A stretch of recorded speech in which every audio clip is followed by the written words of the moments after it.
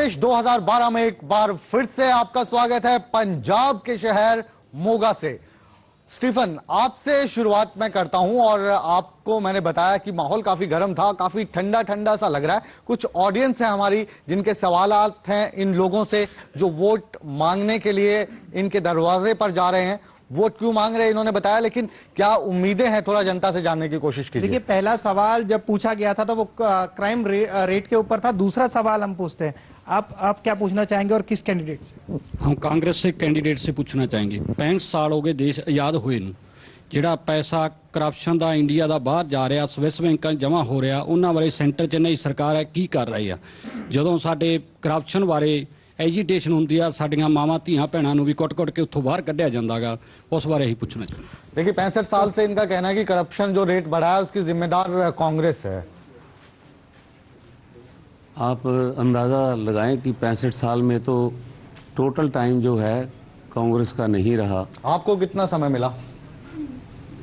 मैं समझता हूं 50 तो मिले होंगे शायद जी, काफी लंबा।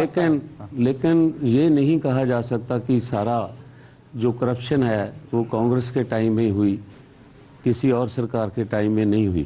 मतलब कुछ समय, कुछ कांग्रेस के समय में भी, कुछ दूसरे लोग भी इसमें इन्वॉल्व थे। आप आगे आइए, आगे से सवाल लीजिए। आप क्या पूछना चाहेंगे?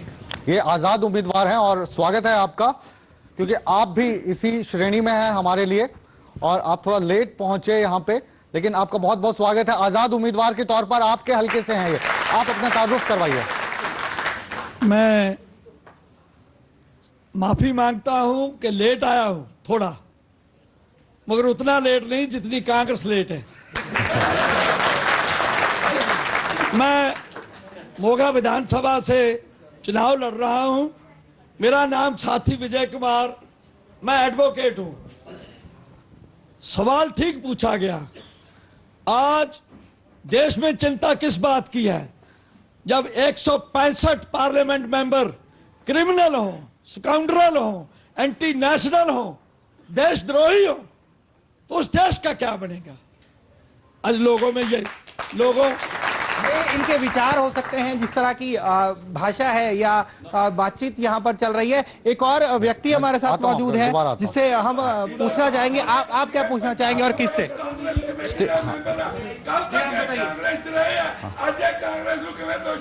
आता हूँ आपका मेरा जी, आप सवाल पूछिए। मेरा सवाल चारों पार्टियों के साथ है। मैं इनसे पूछना चाहता हूं, क्या इनके जो सीएम के उम्मीदवार हैं वो डिबेट करना चाहेंगे और वो खुद आके स्टेज पे डिबेट करेंगे, या वो भी अपने पीए भेजेंगे वहां पे? देखिए, क्योंकि सीएम की डिबेट बहुत इंपॉर्टेंट है। हम उनसे पूछना चाहते हैं हर एक सीएम के उम्मीदवार से कि वो क्या करेंगे पंजाब के लिए। तो आप क्या पूछना चाहते हैं किससे?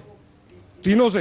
अपने नितिन सिंह बराड़ भी बताएं कि प्रकाश सिंह बादल डिबेट के लिए तैयार हैं, और कांग्रेस के बताएं कि उनके अमरिंदर सिंह तैयार हैं आने के लिए। बिल्कुल, जो आला कमान के लोग हैं वो भी शो को देख रहे होंगे और जनता ये चाहती है कि अगर आपको जनता का वोट चाहिए तो जनता में खुद आए।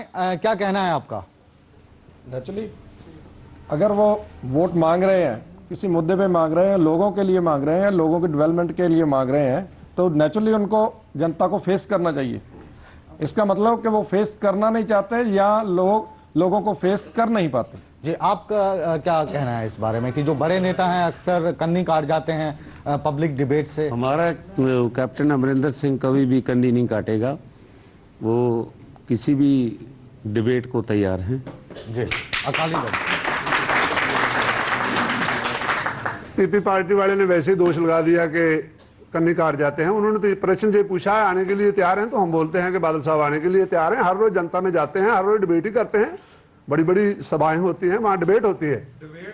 नहीं ऐसे जी, बहुत इनका जो सवाल है वो बादल साहब भी सुन रहे होंगे, कैप्टन अमरिंदर साहब भी कोई चैनल रखेगा प्रोग्राम। एक हमारा जो प्रोग्राम है लास्ट में जो हम रखेंगे वो मेगा शो होगा, और उसमें जो पार्टी का स्पोक्स पर्सन के जो बड़े नेता हैं, सीएम पद के उम्मीदवार हैं, उनको हम इन्वाइट करने की कोशिश करेंगे। अब देखना ये होगा कि वो प्रोग्राम 27 तारीख को होगा, उसमें कितने लोग आ पाते हैं।